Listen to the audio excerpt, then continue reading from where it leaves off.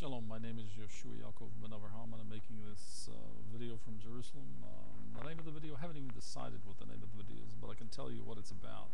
Specifically, my purpose is to make this video for women, and that's the general subject. Women are people, skilled, they're highly skilled, they have a natural PhD in human affairs, they know people. And I looked at the statistics of the video blog, and I saw that it had been 43% of women viewership, and it dropped way down to 23% in the last few weeks. So I realized that I'm not doing a good job of saying, getting the message out, particularly to the women. So I'm going to focus like a laser on that problem. So what is the issue? The meta-narrative of the redemption of man and mankind is the role of women, because why? Their skills are people skills. Okay, I'm going to make a general statement. We're all angry children, the children of angry children, destined to bring angry children. Except when we come to the redemption. Okay, so what's happened in the world and what's going on in the world? Well, the thing that women must most be sensitive to, without going into the esoterics, is straightforward. As a didactic scientist and the author of Humanomics, the trilogy, and its two paradigms received to give in the integration of labor, the first being the cognitive behavioral science first principle, the second being the new economic paradigm. I observed 18 years ago the collapse of the local reality. And what does this mean? The local reality was basically the anthropologic, sociologic, psychologic mind model of man's mind of exile, and it was giving to receive. That's collapsed. That is no more. And there's been a very significant amount of empirical and logical data and information to confirm this fact. And I've followed it very carefully and very closely over the 18 years. So what does this mean, and why is this so important to women?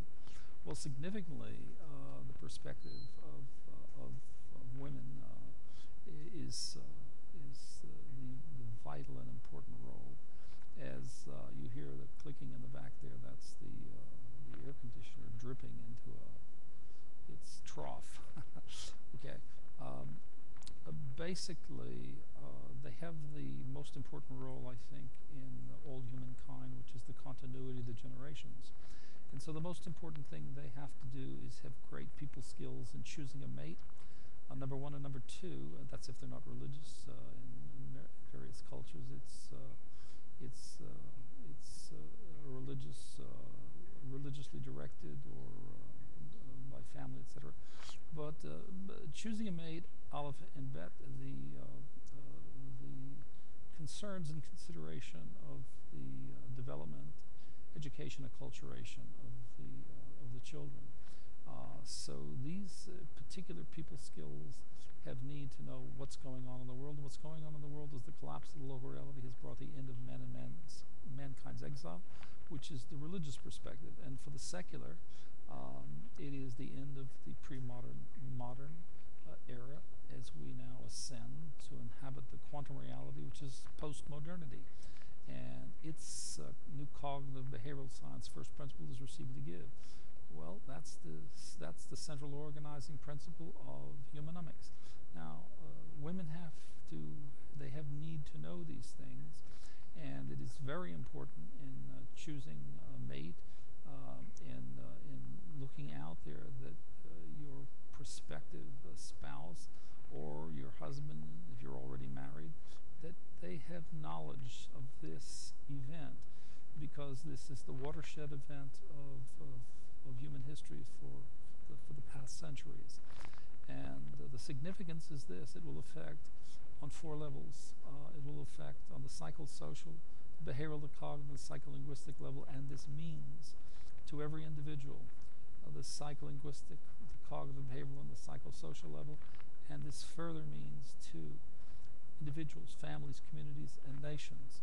So why? Because the collapse of the local reality means that every human being, every individual planet is going to be confronted with the deconstruction of ground zero, the deprogramming of the mind of exile, and the restoration of one's authentic self instead of the imitation, the giving to receive duality that imitated the real self in the mind, and therefore the healing from the ravages of exile. Okay, now having said that, this is a tall order. Well, the women have to become very, very sensitized to this and to the needs, their own needs, because your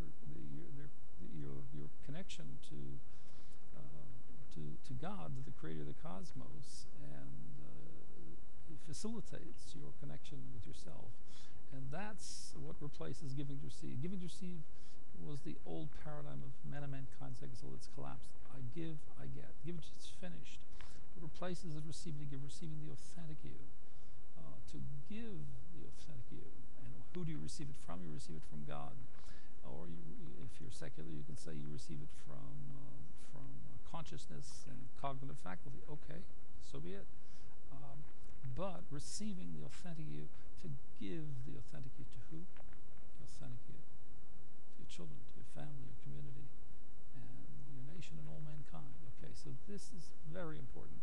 And I'll give you a specific example. I see, as a didactic scientist in general and a cognitive behavioral science first principle author of Receiving to Give, I see and observe empirically, and there's huge amounts of logical evidence of what is the Kill Daddy program. It's in every woman. The only question is the degree of its expression, whether aggressive, recessive, or pretty much in the middle. And I see the Kill Daddy program, and I see the Kill Mummy program in the gals, and I see the Kill Mummy program in the guys.